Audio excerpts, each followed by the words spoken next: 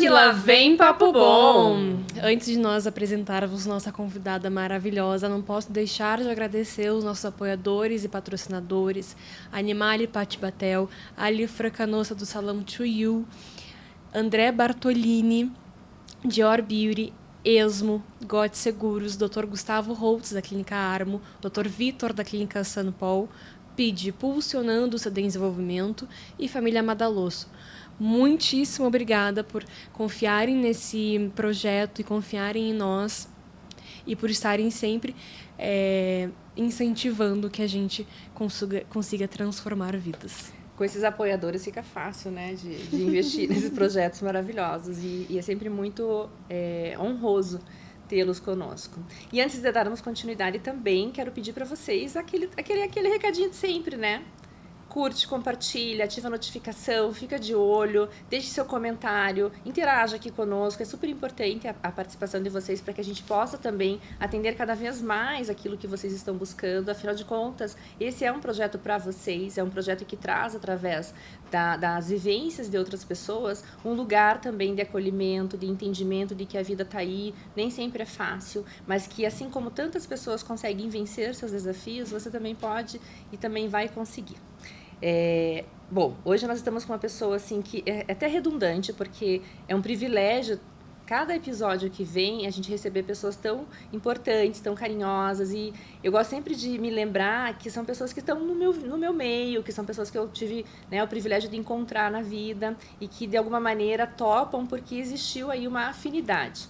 Com ela não é diferente, é uma pessoa que eu conheci através do trabalho, tanto do meu trabalho quanto do trabalho dela, e venho acompanhando de maneira, claro, rasa, porque a gente acaba vendo muito pelas redes sociais, mas que eu sei que de rasa ela não tem nada, e de que de médica de corpos vem se tornando cada vez médica de almas. E é muito lindo de ver que a sensibilidade que existe nesse ser está sendo colocada também no seu trabalho, está sendo colocada também no seu propósito. E que todos nós, eu, você e a sociedade, se beneficiam de tanto amor que tem dentro desse coração e dessa pessoa tão comprometida em deixar um legado de tanto compartilhamento do que é bom, tanto cuidado com o que é para o próximo, para que o próximo também possa crescer e possa transbordar saúde, bem-estar e essência pura. Então, hoje estamos aqui conversando um papo bom com a doutora Maitê César, a Maitê, que veio nos prestigiar e veio dividir um pouquinho da história dela conosco. Seja muito bem-vinda. Obrigada, muito obrigada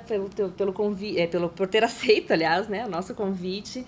E que bom que as nossas agendas casaram, que a gente teve que dar uma driblada aí, porque a vida pregou peças, como sempre, certeza. A gente foi dando o nosso jeito, né? Eu fico muito feliz de estar aqui com vocês, muito feliz mesmo, feliz que as nossas agendas tenham se encaixado para que esse momento acontecesse. Eu sabia que ele iria acontecer Sim, no momento certo. Era fato, né? Mais uma vez, muito obrigada pelo convite, Carlos. Estou muito feliz de estar aqui com vocês hoje. Bom, Maitê, eu sempre começo os episódios fazendo essa pergunta. Algumas pessoas já vêm até preparadas, talvez você não tenha tido tempo de prestar atenção, mas enfim, vai vir para você também. O que te trouxe aqui? Né? O que te trouxe para esse momento de vida?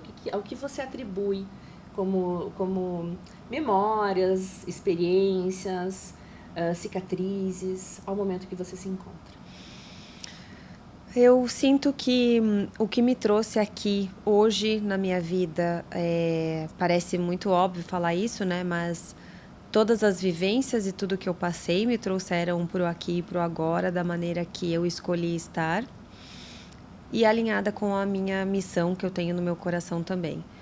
Eu acredito que, em paralelo com as vivências que a gente tem, ou melhor dizendo, não em paralelo, talvez o mesmo caminho, seja o caminho do que é para a gente passar, né? Do que é para a gente viver na nossa vida, no nosso caminhar, sempre muito junto com uma missão, com um propósito que tenha no nosso coração.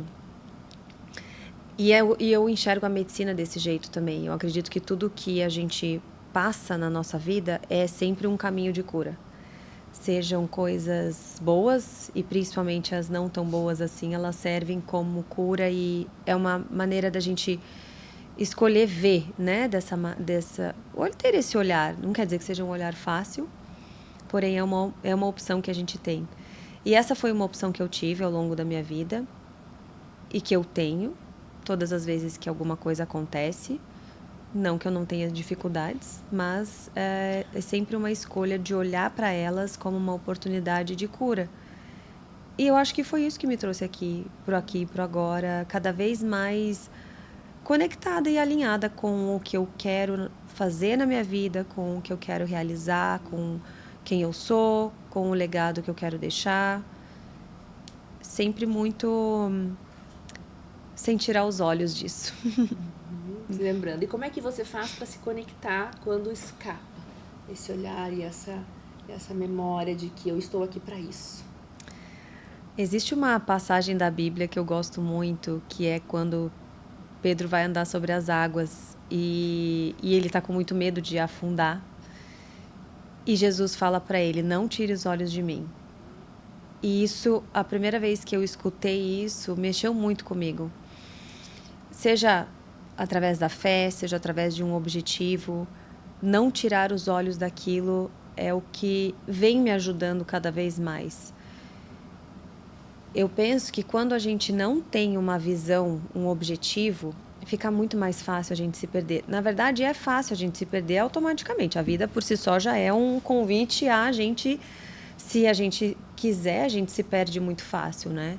Sim. Principalmente como a vida está hoje, né? Muito acelerada, com muitos estímulos, muitos desafios. As pessoas lutam diariamente, né? Por tantas coisas. E ainda assim, eu penso que se a gente não tiver um foco, a gente se perde muito mais fácil.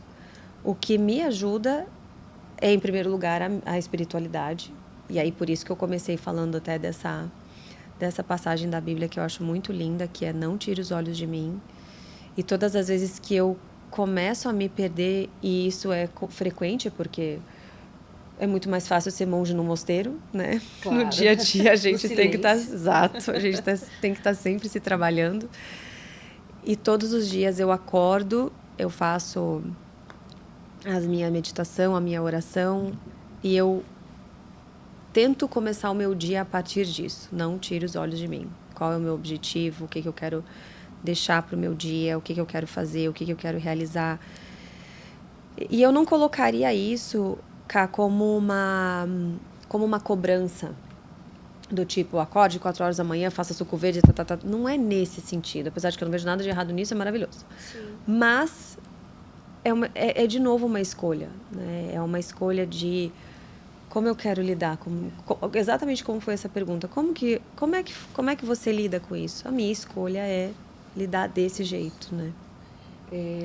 Essa rigidez também ela não é benéfica. Então, quando a gente estabelece que tem que ser de tal maneira, também fecha as portas para tantas outras possibilidades, né? Se permitir também tomar uma taça de vinho e um suco verde, também te coloca em perspectivas diferentes. E essas perspectivas, elas sempre podem trazer novos aprendizados, novas vivências, novos ângulos, novos pontos de vista. O que te tira do caminho? O que me tira do caminho? Tirar os olhos. Se eu tiro os olhos do que eu foco ali, me tira do caminho. E aí, isso que você trouxe é muito legal, Cá, porque... esses equilíbrios da vida, eles fazem parte do processo, né? Então, pegar o exemplo do suco verde e da taça de vinho, e do não tirar os olhos dele e também viver um dia de dificuldade, viver um dia de luto, viver um dia de choro, faz parte do processo, né? Isso eu me permito muitas vezes também, porque eu sei que eu preciso. Muitas vezes a gente precisa colocar para fora, chorar e ter essa descarga, esvaziar. Mas o que faz eu me perder é quando, ainda assim, mesmo que eu esteja num dia difícil, eu realmente me desconectar. Para mim é muito sutil. Se eu saio dessa minha entrega, eu me perco. Assim, tem vários desafios do mundo aqui que são mais provocativos para mim. Por exemplo, injustiça, grosseria... mentira, são coisas que Eu sou taurina. Mexe com Brava. Exato. Injustiça, então. Mas aí eu tenho que trabalhar com o meu lado justiceiro, né? Porque Claro, quem não sou dá eu, pra né? você querer ser a Mulher Maravilha Exatamente. da justiça. E é por isso que eu fico lembrando, não tire os olhos disso. Então, mas tudo acaba sendo um convite para um trabalho, né? É muito mais fácil se apegar a algo ruim do que propagar o que é bom. Aquela coisa do marketing negativo também pega, né? Que é, aliás, o que mais pega, porque o que a gente vê de porcaria por aí que fica, né? Mas existe um esforço, existe uma necessidade de um esforço para se nutrir do que é bom. É curioso isso, né? E isso é sobre existir. Isso não é sobre a atualidade. Isso é sobre o existir. E é uma saga humana a gente querer ficar ali no confortinho, no quentinho, no conhecido. E não tem como você se desenvolver e crescer no quentinho. A gente tem que sair da barriga da mãe, ir pro berço, depois do berço ir pra cama, depois da cama, e assim caminhar pelo desenvolvimento, atravessando as etapas que nos são impostas como existência mesmo, né? Conta para nós um pouquinho como é que foi a tua jornada dentro da tua escolha profissional, e aí eu vou deixar você bem à vontade para você ir contando na tua sequência o teu desenvolvimento também como pessoa, como mulher, né? Tudo mais. Para responder essa pergunta, né, Ká, eu vou voltar um pouco até na minha infância, que tem um papel fundamental na minha escolha também de trabalho, de carreira, trajetória, enfim. Mas a minha mãe, desde criança, ela nos criou de uma forma mais natural. Uma conexão muito grande com a natureza. Lá em casa sempre tudo era ou chazinho, ou homeopatia, ou medicamentos da medicina ayurvédica. Sempre foi assim. Então, para mim, esse foi o conhecido, esse foi o natural. Foi assim que eu fui criada. E eu faço parte do grupo que sempre quis ser médica desde criança. Desde pituquinha eu dizia que eu queria ser médica, então já veio comigo essa vontade. Quando eu comecei a faculdade de medicina, eu fiz faculdade de medicina no Rio de Janeiro. Eu tinha 19 anos quando eu passei e eu fui morar lá sozinha. Isso foi um grande marco na minha vida também, porque eu passei 6 anos morando sozinha em outra cidade. E eu digo que a faculdade de medicina ela foi para mim não só uma faculdade de medicina, mas foi uma faculdade de vida. Eu tive a oportunidade de aprender a morar sozinha, de me virar, de aprender tudo. Assim, eu tive que me virar. E isso foi muito bom porque ali eu consegui desenvolver um lado meu como mulher que eu adorei descobrir. Existe em todas nós, obviamente, né, um sagrado feminino, e ali acho que isso começou a brotar, assim, a florescer mais. E eu gostei muito de me ver nessa transformação de mulher jovem para mulher, porque querendo ou não são 6 anos, né? Então é uma trajetória longa.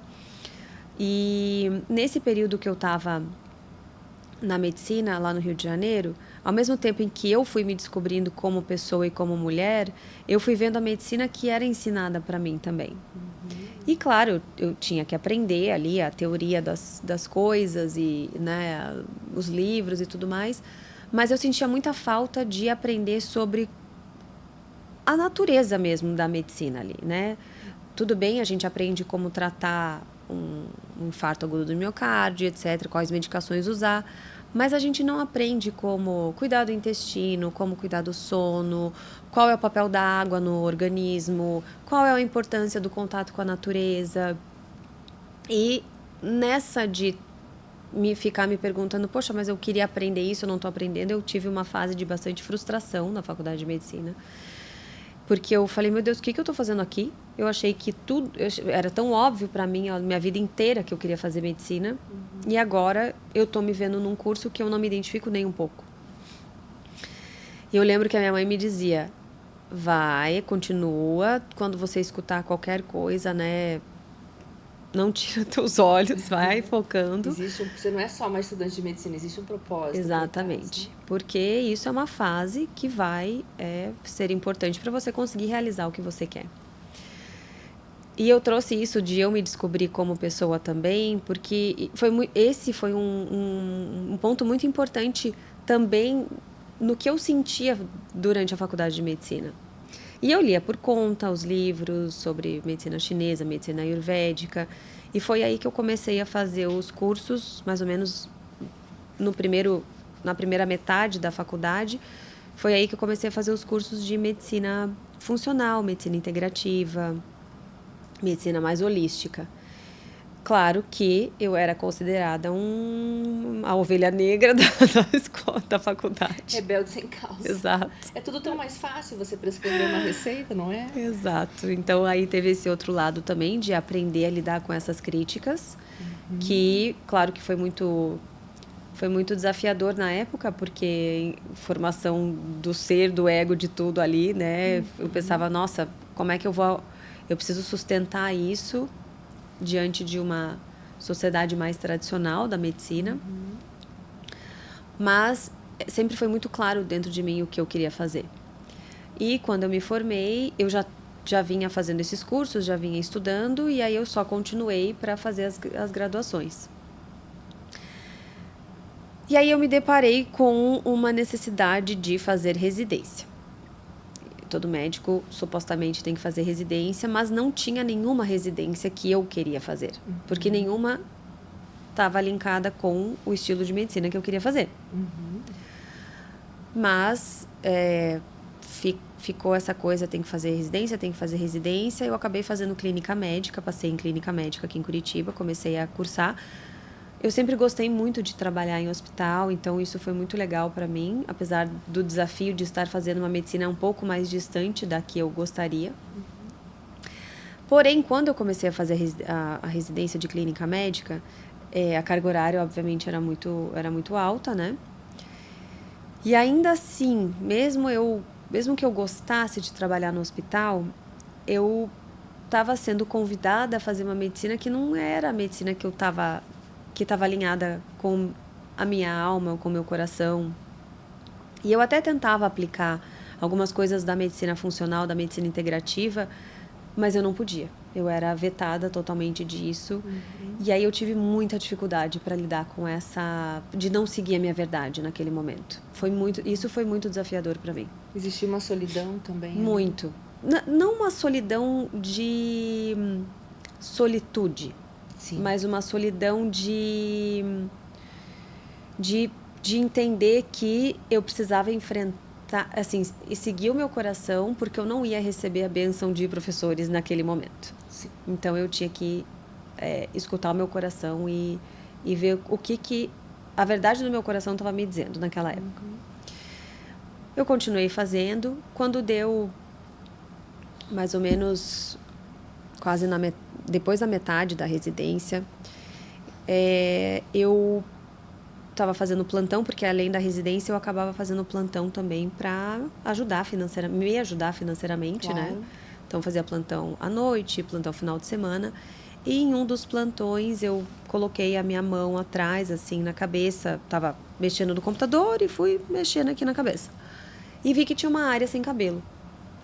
Eu levei um susto, porque eu passei, era um halo, assim, uma área grande sem cabelo. Peguei, tentei tirar uma foto e eu vi que tinha realmente uma área totalmente sem cabelo.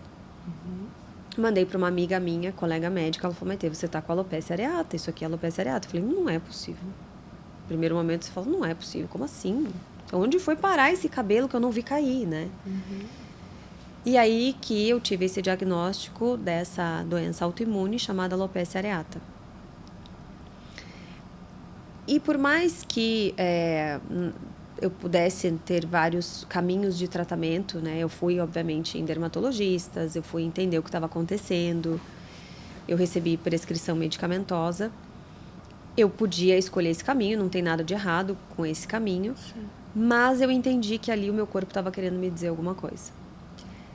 E eu escolhi escutar o que agora o meu corpo também estava me dizendo. Porque estava realmente muito desafiador continuar engolindo uma coisa que não era o que eu queria seguir naquele momento. E aqui, eu quero só abrir um parênteses para isso, que não é não foi uma sensação de um jeito, vamos supor assim, mimado.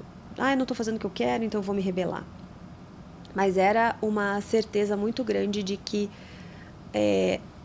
eu precisava exercer o que eu queria exercer, eu queria estudar, né, essa linha mais holística, mais olhar o ser humano como um todo. E eu sentia que ali, seja por quanto tempo eu continuasse, eu não ia conseguir. E eu também sempre acreditei em mim que não era um papel que ia me fazer ser uma boa médica. Então, é claro que se fosse uma coisa estritamente necessária, eu ia aguentar, né? Ia ter que aguentar. Mas eu tinha uma escolha, eu podia, né, parar. E eu nunca me esqueço quando eu cheguei em casa e eu falei pro B, eu mostrei, né? Ele falou, não, você precisa parar um pouco agora. E foi naquele momento que eu decidi pausar a minha residência. E sempre veio uma certeza muito forte em mim que não era isso que ia me fazer ser uma boa médica. E eu fui, depois de eu ter parado a residência, eu fui atrás de muitos cursos, eu fiz várias formações, eu fiz pós-graduação de endocrinologia também. Então, o quesito estudo nunca foi um problema, porque nós adoramos A gente o gosta bom de um estudo. livrinho. A gente adora um livrinho. A gente gosta de um conhecimento. Mas o que ficou muito nítido para mim naquele momento foi o que eu queria, o que eu queria escutar naquele momento, o que eu queria até, de certa forma, até testar em mim mesmo, sabe? Por algum motivo eu tinha essa voz muito grande dentro de mim, muito forte dentro de mim, me dizendo: esse é o caminho que você precisa trilhar. Esse é o teu caminho, muito talvez diferente dos outros, e por isso muitas vezes fica se questionando: será que eu faço isso? Será que eu realmente posso fazer isso? Mas eu nunca me arrependi. E então, depois disso foi que eu deslanchei mesmo a começar a trabalhar continuei trabalhando no hospital, ainda que não na residência, mas com plantões e com colegas médicos. Trabalhei em clínica médica, atuando com outros colegas ali também, como médica do corpo ali junto. E foi aí que eu comecei o meu consultório de clínica geral, né? Então, desde sempre eu tenho Então, desde essa época eu tenho esse consultório de clínica geral, com foco em medicina funcional, medicina integrativa, medicina preventiva. Não por acaso eu aproveitei a experiência da autoimunidade para mergulhar nesse mundo de doenças autoimunes também. Então, hoje eu atendo muitos pacientes com autoimune. É muito curioso isso, né? Que conforme a gente vai também vencendo as nossas próprias questões, vão vindo pessoas precisando disso, né? E nada melhor do que juntar o conhecimento com a experiência. E aí que veio essa paz grande de ter feito todas essas escolhas, porque já estava tudo alinhado ali, sabe? Tudo organizado. Tudo organizado, isso tudo começou a acontecer, os pacientes começaram a vir. Você não precisa ter uma residência, você não precisa ter um título para ser médico, para exercer. É importante dizer isso, né, para as pessoas para estudantes que podem estar ouvindo também, né? Sim. E a gente pode ser clínico geral, né? E essa foi a minha escolha. E essa foi uma escolha que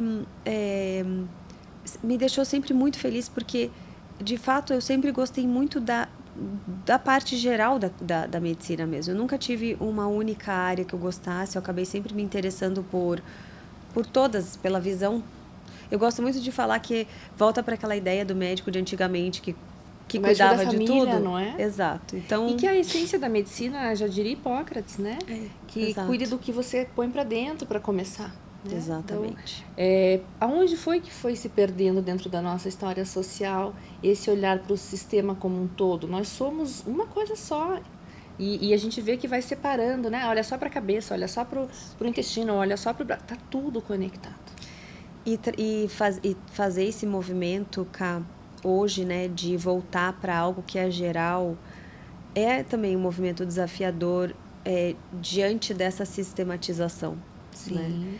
E eu acho importante que, se for da escolha, né, se é um chamado para trabalhar desse jeito, para estar desse jeito, porque a gente tem tido muita carência de esse olhar geral. Sim. Né?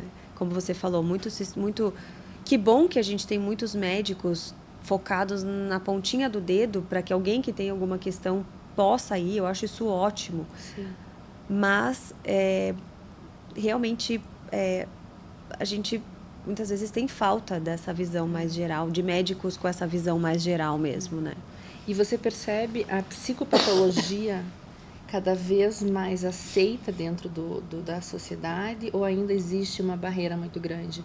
Eu te pergunto isso porque a minha escolha foi pela psicologia haitiana, que fala da psicopatologia, que fala muito sobre o corpo como âncora até das nossas emoções, né, e tudo mais. Até a Reich fala assim, eu achava que eu dominava o meu corpo, num livro chamado Escutas a Ninguém. Eu achava que eu dominava o meu corpo, mas é o meu corpo que cuida de mim, na verdade, né? Eu percebo cada vez mais, que tem sido cada vez mais aceito, mas você que está no consultório ali como médica, as pessoas já têm uma maior consciência sobre o impacto da sua exposição ao estresse, da sua exposição às dores da vida, como veículo de patologias? Sim e não, Cá. Não no sentido de estarmos numa cultura que ainda não ensina isso. E eu sou muito esperançosa que venha a ensinar, inclusive em escolas. Sim.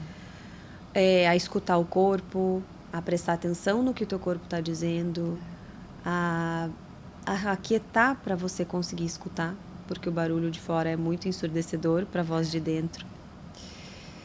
E sim, porque eu acredito eu não só acredito, como eu tenho certeza absoluta que todos nós temos dentro de nós uma sabedoria que nos diz isso. Então, por mais que racionalmente o paciente chegue no consultório, por exemplo, sem esse conhecimento, internamente ele sabe. E eles querem cada vez mais aprender sobre isso. Porque estamos precisando muito disso hoje em dia. Esse é o verdadeiro autoconhecimento. Esse é o verdadeiro autoconhecimento. É aprender a silenciar para ouvir. É aprender a desistir de ficar tão rígido na vida para poder viver as experiências mesmo, deixar fluir, para que possa circular. Né?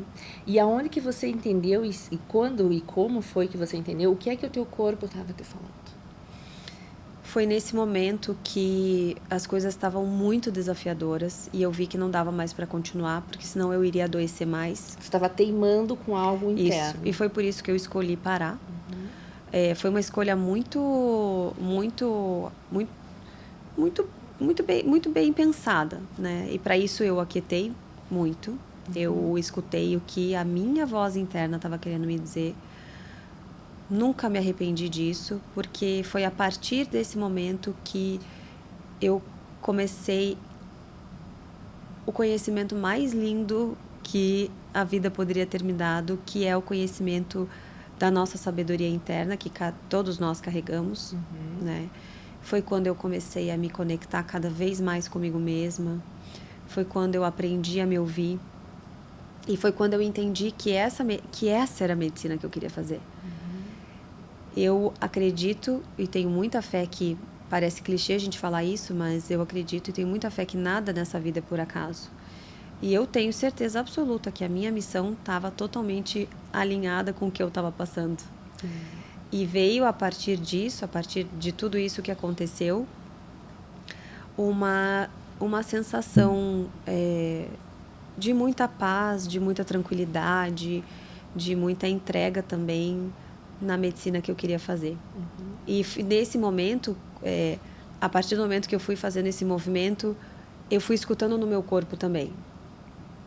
Eu fui relaxando, eu consegui dormir melhor, eu consegui ter mais energia, eu me sentia uma pessoa mais animada, mais disposta, com mais vontade de fazer as coisas. E eu lembro que os pacientes perguntavam, mas isso é possível? E a resposta disso, sim, esse é o nosso estado natural. A gente que se distanciou desse estado natural ao longo da vida, de acordo com que a gente foi se distanciando da nossa casa, do nosso centro, da nossa verdade interna, de escutar o que o nosso coração está falando. E quando eu digo coração, não é de um jeito romântico. É realmente escutar o que o seu corpo está pedindo, porque o coração, ele ali, a gente tem um sistema nervoso tão desenvolvido quanto o nosso sistema nervoso central. Ele nos diz muita coisa. E ele é muitas vezes mais sensível. Frequência cardíaca, claro, né? Frio na barriga, está tudo ali junto, né? Respiração curta. Então, é nesse sentido de parar e prestar atenção e ouvir o que o teu coração tá falando.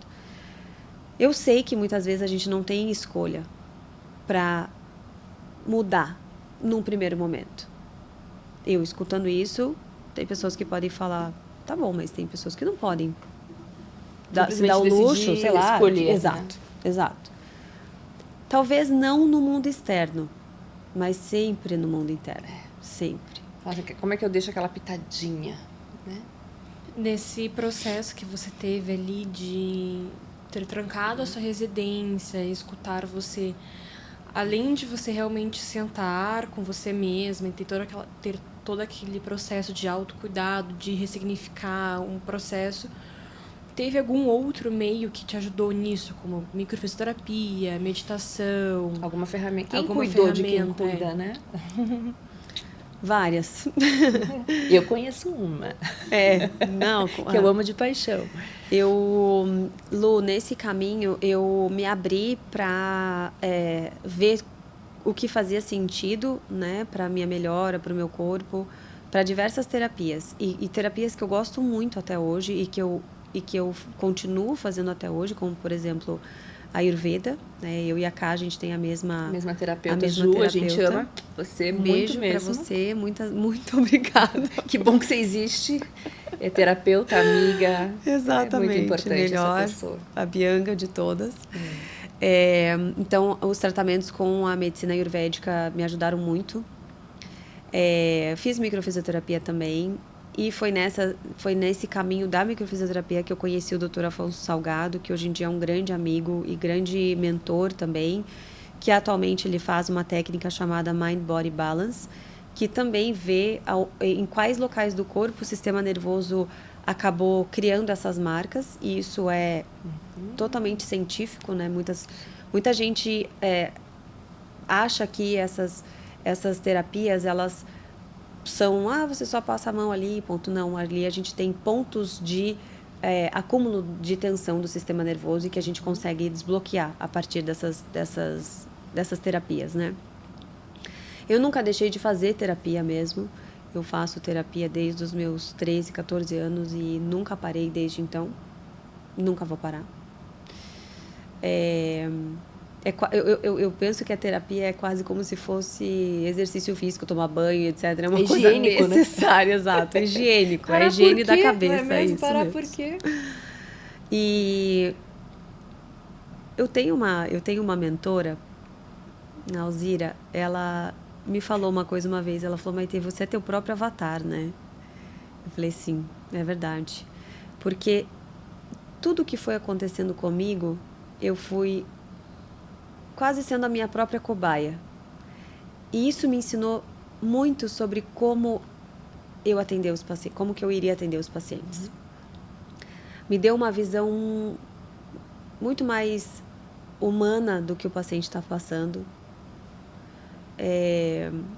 Então, todas as técnicas que eu já fiz, além de, claro, né, as diferentes tipos de alimentação que eu já testei, vegano, vegetariano, carnívoro, cetogênico, jejum, exato. Foram várias tentativas. Cheguei à conclusão de que, para mim, sempre na minha vida, o equilíbrio é o melhor caminho de todos. O caminho do meio é sempre o caminho do meio é sempre o mais bem-vindo para mim, para o meu corpo. Tem pessoas que gostam de trabalhar um pouco mais no extremo e tá tudo certo também. Mas de tudo, Lu, o que mais fez diferença para mim foi ter aprendido que, independente do que eu fizesse, eu poderia tomar todos os suplementos do mundo, eu poderia fazer todas as técnicas do mundo, eu poderia fazer todas as horas de jejum possíveis que eu aguentasse. Se eu não voltasse para casa, e quando eu digo casa, é o meu espaço interno, é o meu espaço sagrado interno, isso não iria adiantar.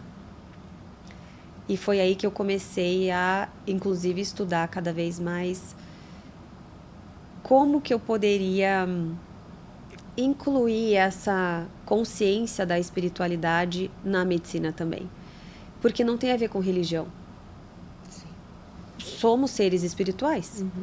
Vivendo experiências humanas. Vivendo experiências humanas. Um dia a gente vai sair desse corpo. E vai ser só um corpo. Alguma coisa tem aqui dentro. Somos seres espirituais. E essa nossa espiritualidade, ela precisa ser alimentada também. Porque senão fica vazio. E aí todas as terapias e técnicas e suplementos e qualquer coisa a gente pode tentar, mas a gente não vai chegar lá. E é por isso que eu também acredito, de novo, que tudo, como eu falei, né? Eu acredito que tudo isso é um caminho de cura. E eu acredito que a doença também é um caminho de cura. A doença sempre vai ser uma maneira da gente poder entrar nesse caminho de cura, nessa volta para casa, escutar o que o nosso espaço interno está falando, o que existe dentro de mim que está me chamando, o que meu corpo está querendo me dizer que eu não estou conectando. Outro dia eu estava ouvindo um livro, eu gosto muito de ouvir livros, né? Dirigindo, correndo, enfim. E dizia exatamente que o colapso ele é um benefício que nós temos para a percepção de que coisas precisam ser mudadas. E a doença não deixa de ser um colapso. O corpo colapsou em algum sentido, né? Se observarmos dessa maneira, é isso. Eu compartilho com você disso sobre... Eu tenho gostado cada vez mais, quando eu percebo que eu estou perdendo o meu lugar de ponto de vista, de ponto de foco, do silêncio. Exato. Que não é um silêncio de isolamento, mas é um silêncio de recolhimento. Exatamente de observar onde eu estou viciada, onde eu estou abusando. Às vezes me permitir abusar, ok, daqui a pouco vai passar. E ter, ter esse lugar como refúgio, né? Que às vezes é uma bianga da Ju, que às vezes é uma viagem, enfim, qualquer coisa que naquele momento faça sentido. Que horas que você busca pela alopatia?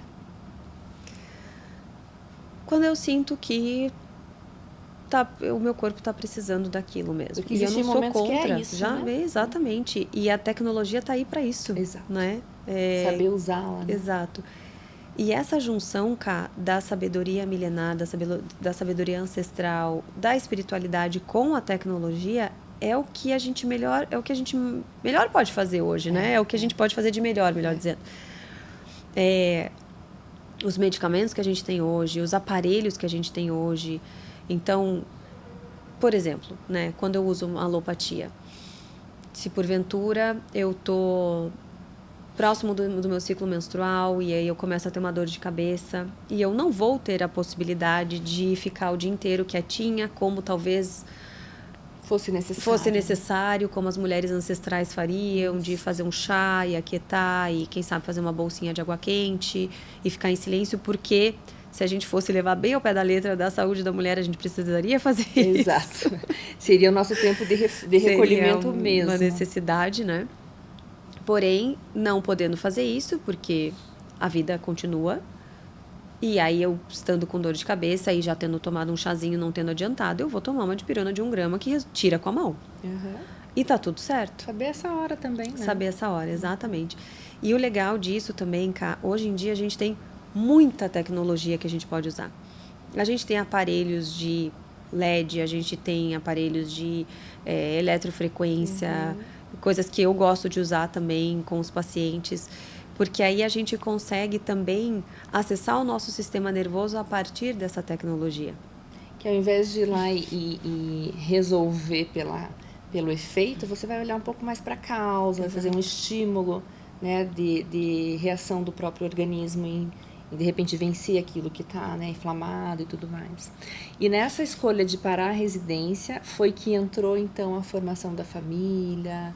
Conta um pouquinho para nós sobre isso. Então, Cá, depois que eu comecei a atender, passaram-se alguns anos e em 2019 eu casei com o Breno, meu marido. E depois disso ficamos uns 2 anos ainda aqui em Curitiba. E eu recebi uma proposta de trabalho, um convite a trabalhar numa clínica em São Paulo. E nós fomos para São Paulo imaginando que ficaríamos lá de mala e cuia pro resto da vida. Ou, sei lá, até segundo pensamento. Passou um ano e pouquinho em São Paulo, passamos um ano e pouquinho em São Paulo, até que a gente decidiu, então, que a gente começaria a tentativa de formar a nossa família, que a gente já queria há muito tempo. Desde que a gente se conheceu, a gente queria ter a nossa família e a gente sentiu que aquele era o momento para isso. Eu acabei engravidando muito rápido, no primeiro mês eu engravidei. E quando eu engravidei, a gente pensou, bom, agora a gente tem que ir para um outro apartamento, porque o apartamento que a gente morava tinha um quarto só. E a gente começou a procurar outro apartamento em São Paulo que tivesse um quarto a mais, etc., aquela coisa toda. Mas naquele momento, naquele primeiro mês já grávida, eu senti que eu não estava no meu lugar ali, no meu lugar físico. Veio muito forte essa intuição para mim.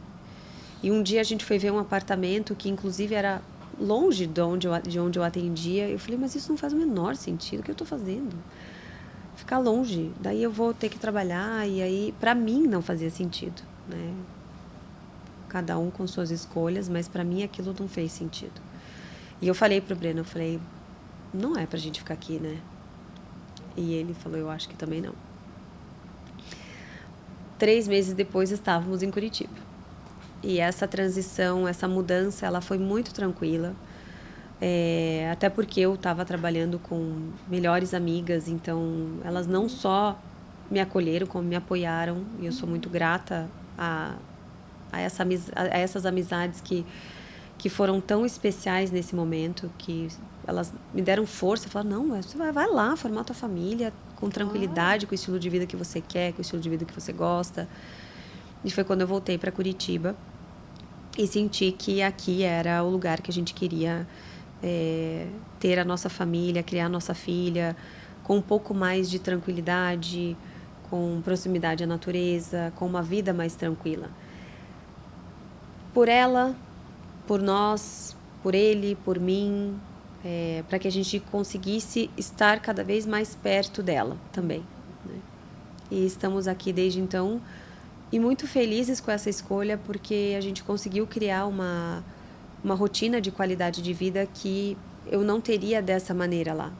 Além, claro, da proximidade com a família, né? Sim, porque hoje aqui vocês estão bem mais próximos. Exatamente. Ter os meus pais, a minha avó, os pais do meu marido, a avó dele, vendo a Amélie crescer, né? Ver esse movimento é muito bonito também, né? É uma oportunidade que eu sou muito grata mesmo, por eu poder ver a minha filha crescer perto dos avós. Esse e daí a Amélie veio rapidinho? A Amélie veio muito rapidinho, ela estava querendo muito vir. Tava só esperando. E a Amélie nasceu em setembro de 2022, é a nossa pitoquinha. E claro que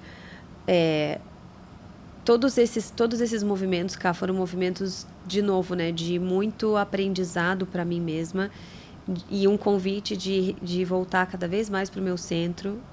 É claro que eu contando assim parece só uma historinha, né, tudo lindo, maravilhoso, mas é claro que tem muitos desafios no meio disso, né? E isso sempre foi também um convite a eu me escutar, eu aquietar, eu voltar para o meu centro, eu ver uma lesão de alopecia areata na minha cabeça e eu pensar onde que eu preciso escutar agora, o que eu preciso fazer. Você já sabe que exatamente. É o momento sempre de revisar. Quando eu fazia faculdade, eu já tinha feito a pós em psicologia haitiana e eu enfrentei algum preconceito sobre, porque viam muito quem trabalhava com a psicologia, veem ainda, infelizmente é uma abordagem da psicologia pouco trazida para a academia, como um lugar de vai mexer com o corpo, às vezes sexualizar esse trabalho de corpo. Até acho que é hipnose. A própria hipnose, a própria microagulhamento, que não é para psicólogos, é específico ali para fisioterapeutas, mas também existem muitas terapias, né, difundidas hoje que são ainda vítimas de preconceitos.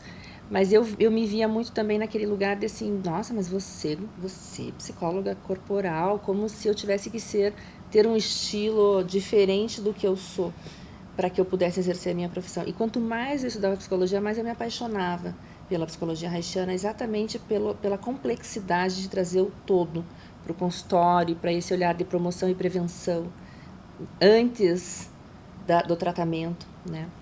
Como que você, e se você atravessou essas situações de preconceito também quando se intitulou médica integrativa, né? E hoje cada vez mais de almas, assim. Eu penso que essa questão do preconceito vai sempre existir, né? É quase como uma obviedade, como algo esperado para quando a gente faz algo um pouco mais disruptivo.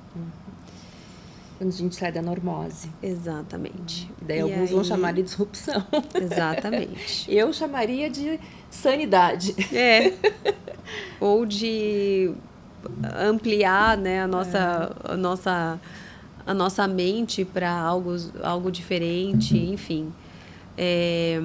Mas sim, bastante.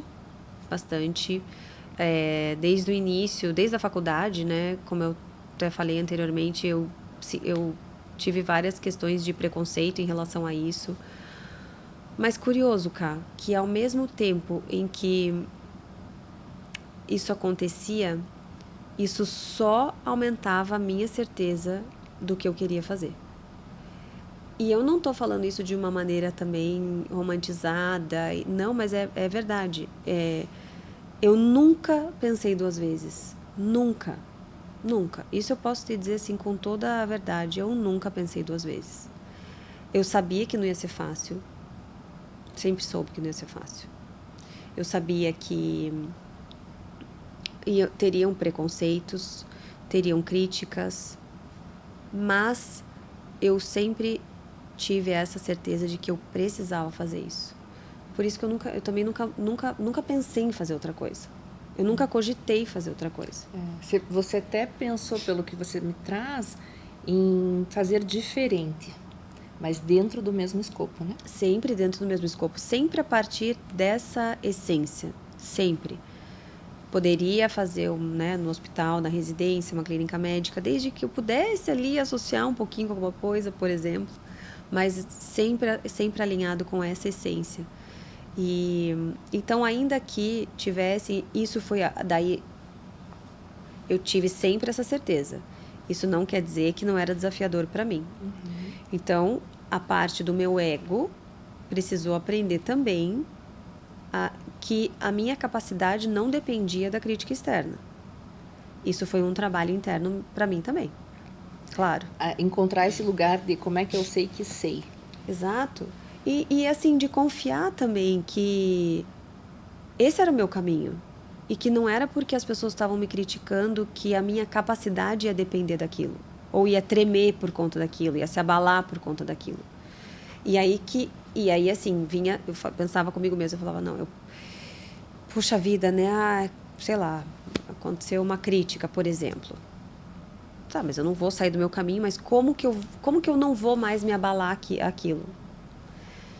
E ao longo do tempo eu fui me apropriando cada vez mais dessa minha certeza, que sempre foi meu guia, mas hoje em dia é minha bandeira, não só meu guia, mas aí eu comecei a falar, tá bom. Se apropriar de vez. Me apropriei de vez disso. E você sabe que isso começou a acalmar? Não tem mais acontecido ultimamente isso. Acho que foi mais no início, até porque eu comecei muito nova também, né, Ká? Sim. Então, tinham preconceitos em relação a isso também, né? Como que uma médica tão nova, trabalhando com isso. E, de novo, eu não tirava os olhos daquilo. Eu tremia Eu chorava, eu ficava chateada, mas eu não pensava em sair. Nunca. Só em como fazer diferente. Exato. Nós sabemos que existe a adolescência. Tem uma colega psicóloga que eu admiro muito que traz o termo envelhecência. E eu vejo você falando sobre Matrescência. matrescência. Explica para nós um pouquinho sobre. A matrescência é a transformação mais bonita que uma mulher pode passar. Acho que eu resumiria em primeiro lugar desse jeito. É claro que assim, esse é um termo que ele foi cunhado mesmo, ele é um termo oficial, que ele fala sobre a transformação da mulher em mãe. Então, é claro que ele diz respeito a mulheres que ou desejam ser mães ou já são mães. E exatamente como você colocou, existe a adolescência, a envelhecência, e todos são fenômenos e processos que mexem muito com a psique da pessoa, né? Com a sensação de quem sou eu, mas pouco se fala da matrescência. Sim. E ao longo do tempo, começou a ser observado, ao longo da história da humanidade, depois que o mundo começou a ficar mais desenvolvido, porque antigamente não era assim, começou a se perceber que as mulheres que tinham bebês, ou que estavam grávidas, ou até mais lá na frente, na maternidade, elas passavam pela famosa crise existencial. Do tipo, o bebê nasceu e agora quem sou eu? Ou engravidei e agora quem sou eu? Meu filho saiu de casa e agora quem sou eu? E por aí vai. E começaram a estudar sobre isso. E daí veio esse termo. Porque eles começaram a perceber que as mulheres, elas nunca tinham escutado sobre as transformações que elas iam passar a partir do momento que elas engravidassem ou que elas tivessem um filho, porque a matrescência ela pode começar em qualquer desses momentos. Para mim, a minha vida mudou quando no primeiro ultrassom que eu fiz grávida, eu vi que tinha ali uma bolinha que era a vesícula e eu falei, e ali assim, eu tive a sensação de que eu fui dividida na Maitê de antes e na Maitê que agora tudo ia ter mudado para sempre. Eu nunca mais ia ser aquela Maitê. Aquilo começou a mexer muito comigo, mas mexer de um jeito que eu queria entender o que era aquilo. E foi aí que eu comecei a ir atrás desses estudos, mesmo porque eu via muitas mulheres no meu consultório reclamando da maternidade. E eu vou melhor definir esse reclamando, da palavra reclamar. Clamando sempre a mesma coisa. Sempre as dificuldades, as noites sem dormir e a fadiga. E isso é real, isso acontece. Mas eu só escutava essa parte. E eu falava, não é possível, deve ter alguma coisa boa nisso, né? Porque senão ninguém ia querer ter filhos. Alguém me traga boas notícias. Alguém me traga boas notícias. E aí que eu fui estudar isso. E nesses estudos foi quando eu aprendi sobre matrescência e eu aprendi que a nossa cultura, ela não prepara a mulher para tudo isso.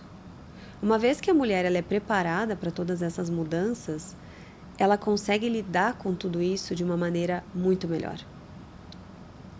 E aí a gente volta na história da humanidade a quando a gente vivia em vilas, que tinham as anciãs e as mulheres se reuniam em rodas e as anciãs, elas ensinavam as mulheres mais novas pelo que elas iam passar, o que ia acontecer com elas, o que estava esperando, né, a partir daquele momento. Tanto que os 15 anos era um momento muito importante, que aquela jovem era apresentada para a sociedade e ganhava, né, já o enxoval. Exatamente. Era um rito. Era um rito. Hoje não tem enxoval. E essa palavra rito, Ká, é uma coisa que marcou, assim, é uma coisa muito importante, inclusive para o nosso sistema nervoso. Porque ele delimita. Quando a mulher ela não tem essa delimitação, esse rito de, olha, vai acontecer isso, realmente agora tua vida foi dividida em antes e depois, e agora é para sempre, né? Esse rito, ele precisa ser, de certa forma, celebrado. De alguma maneira. De alguma maneira. Celebrado no sentido de explicado. de informado, de dado atenção, acolhido, porque aí sim a gente consegue dar espaço para essa transformação da mulher em mãe. Isso. Porque quando a mulher ela não tem isso, ela entra muito em sofrimento porque ela se sente sozinha. Tudo que está acontecendo com ela não só é natural, como é a natureza. É a biologia, é a natureza, é o que é esperado. Isso vai acontecer com todas as mulheres que resolverem engravidar. Sim. Mas a gente não sabe disso. Sim. E talvez isso explique o porquê que cada vez tem mais mulheres desejando não serem mães. Exato. Pelo desconhecido. Pelo desconhecido, ou pelo medo por do ouvir desconhecido também. tantas outras mulheres clamando pelas mesmas e mesmas e mesmas coisas. Exatamente. Não só isso também, como, por exemplo, agora eu estou fazendo o meu TCC, né? E o meu tema do TCC é o impacto das pressões das mídias digitais na geração Z, e o foco é a crise dos 20. E eu vejo muitas pessoas que têm a minha idade que passaram, e eu vejo isso assim, nas redes sociais, inclusive, pessoas falando sobre a crise dos 20. E a gente colocou muito em pauta essa questão, né? Óbvio, taxas de... Enfim, N coisas, mas também essa questão do sucesso pessoal. E de como essa pressão de ter esse sucesso pessoal, que não vem só das mídias, mas também dos nossos ancestrais. Então, nossos pais, avós. E eu lembro quando eu tava com meus 20 anos e eu ficava assim, meu Deus. Porque... Há muito tempo atrás, não é mesmo, mãe? Quando ela tinha 20 para fazer 21, ela já estava grávida de mim, já Sim. estava noiva, já tinha um carro ali, tinha um emprego. Tinha uma vida direcionada, né? Tava já meio que pré-estruturada. E eu com 20, eu tinha eu e um sonho. Exatamente. E o que eu sofri, eu lembro que 2 semanas antes do meu aniversário, assim, eu ficava assim, gente, eu não tenho nada. Eu não tenho emprego, eu não tenho um estágio, eu nem fazia faculdade na época, eu não tinha eu tinha realmente, eu queria uma Netflix e um sonho. Fazer dinheiro e estudar e ter conhecimento. Hoje, com meus 23, óbvio, a preocupação já vira outra, né? Meu Deus, daqui a pouco eu faço 30 e eu ainda não, e aí, agora? Então, toda essa preocupação.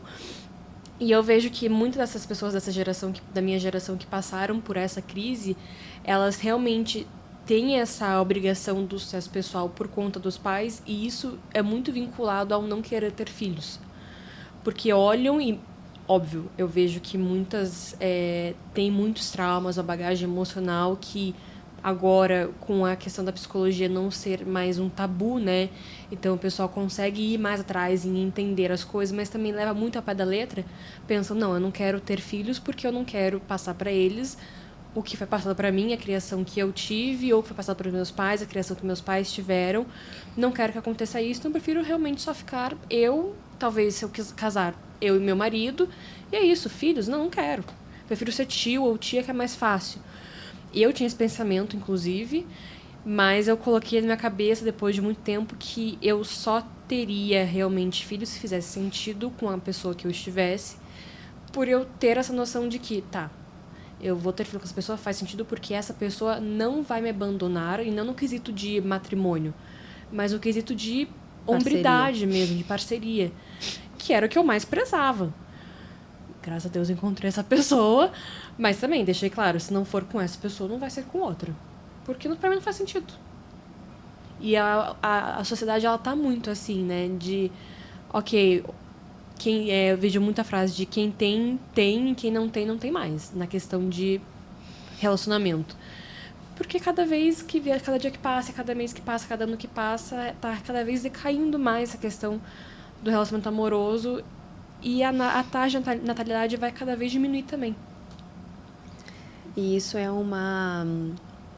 curioso te escutando, Lu, que assim é a história do mundo, né? Isso é o que está acontecendo no mundo hoje, fruto de muitas questões, claro, mas eu sempre fico pensando, e se a gente se conectasse cada vez mais, né?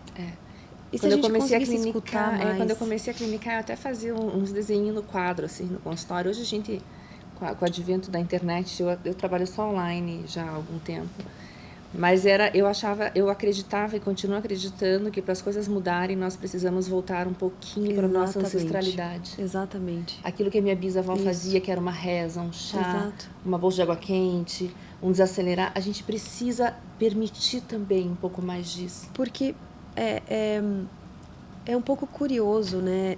A gente vê uma geração criando um modelo de comportamento fruto do que tem acontecido, mas ter as escolhas pautadas numa realidade do mundo externo e não necessariamente no que é a escolha interna de cada um, né? E não que elas estejam erradas, porque muitas vezes elas são fruto do meio ali que está acontecendo, né?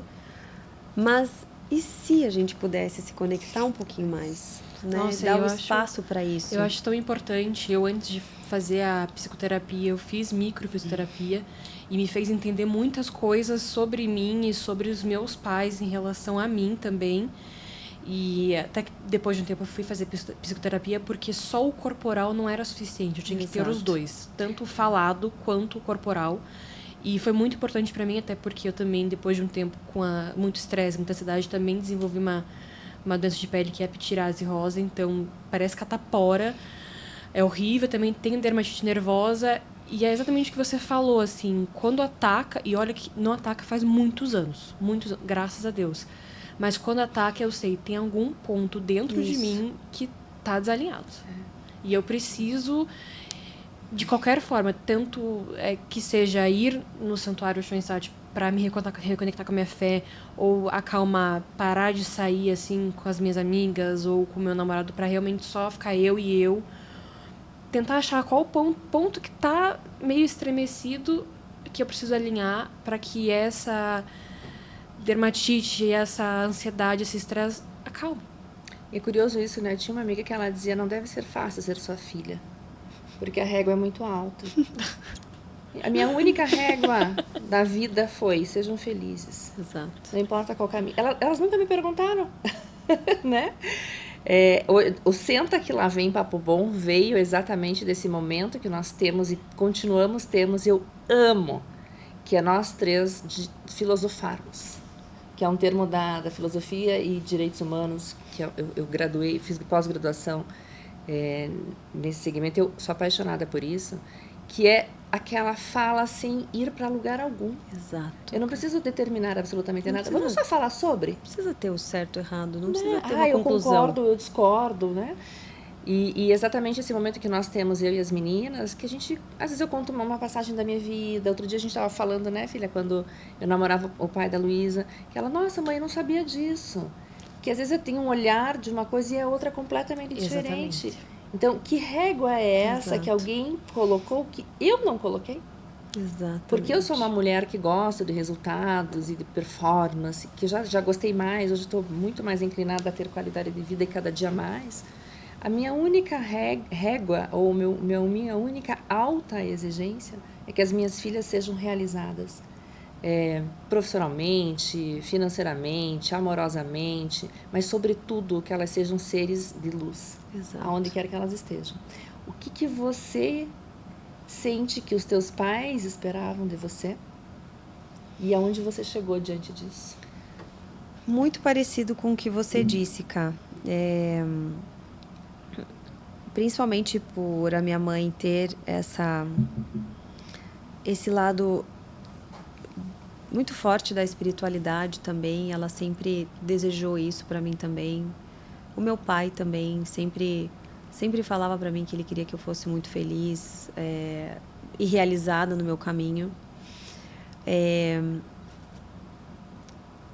E essa vontade também de encontrar o meu caminho veio muito do exemplo que eu tive na minha casa também de como você falou, né? Quero muito que elas sejam seres de luz, ou que elas tenham essa consciência de se escutar, de se conectar com elas mesmas. Eu sempre via a minha mãe fazendo isso, então na minha casa era comum. Eu ia falar com a minha mãe, ela estava meditando. Ai, meu Deus, minha mãe tá meditando, não sai da meditação nunca. Eu era criança em passeio, né? Pra que isso? E então, para mim, sempre foi muito normal ver isso.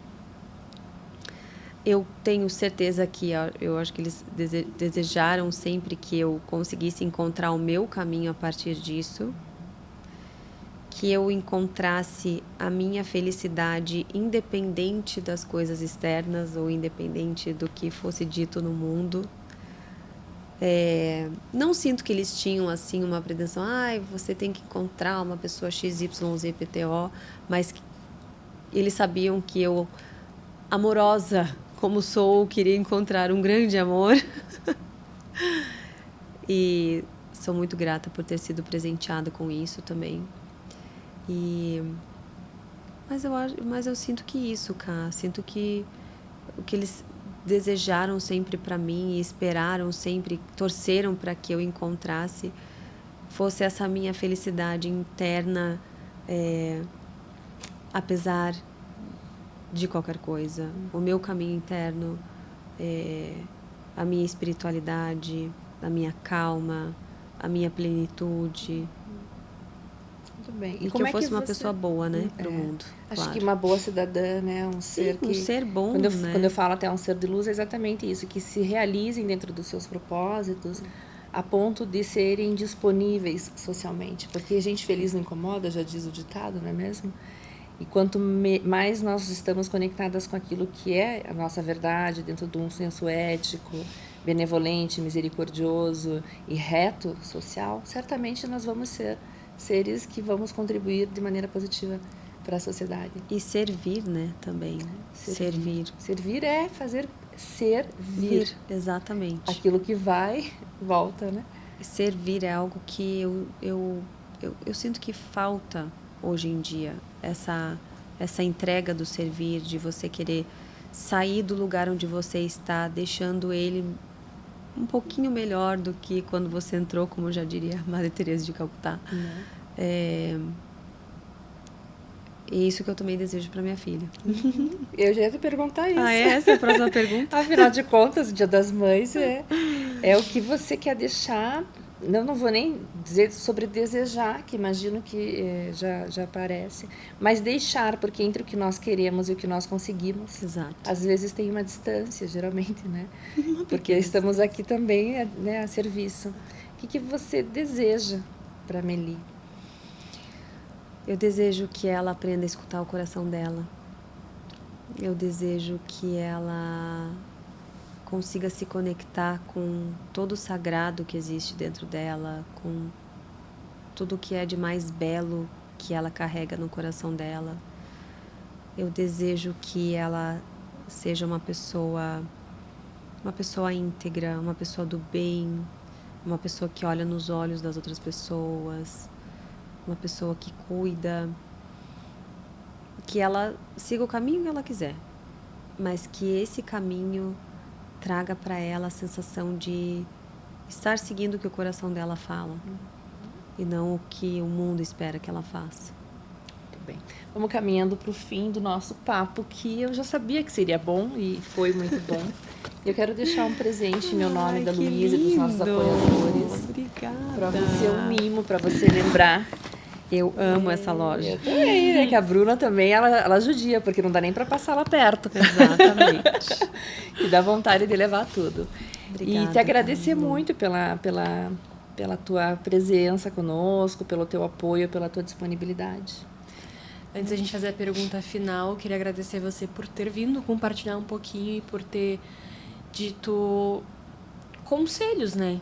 E também palavras de muita sabedoria. E eu sempre bato na mesma tecla que você, de que a mente é o corpo e o corpo também é a mente.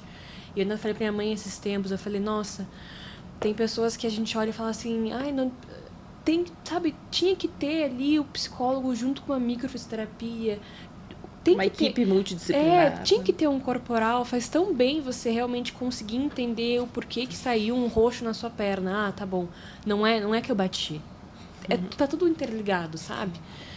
E isso é muito importante, você estar passando essa mensagem é muito importante e é uma influência muito boa também. Então, muito obrigada. Eu que agradeço muito de coração pelo convite, por essa conversa tão gostosa que daria pra gente ficar horas. E vai embora, fazendo. né? Dizem que tem um ditado oriental que eu gosto muito, que diz assim que o melhor costume é o costume de mudar o mau costume. Então, que você continue conectada com o teu propósito, auxiliando pessoas a buscarem novos costumes, que possam também se conectarem e serem pessoas cada vez melhores, cada vez mais inteiras, numa sociedade que a gente vê muito recorte, muita coisa rasa, muita coisa superficial. Conexão, na verdade, eu acho que hoje, mais do que nunca, é urgente, é a interna. Exatamente. Né? Muito obrigada. Eu e a última agradeço. pergunta é: o que é um papo bom para você? Isso, né? A gente vai longe. Exatamente o que a gente fez agora.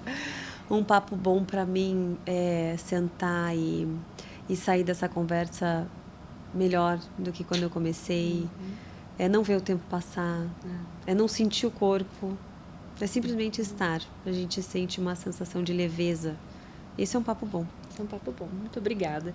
E Obrigada você que a está vocês. aí, mais uma vez, acompanhando, né, nossos episódios, nosso agradecimento.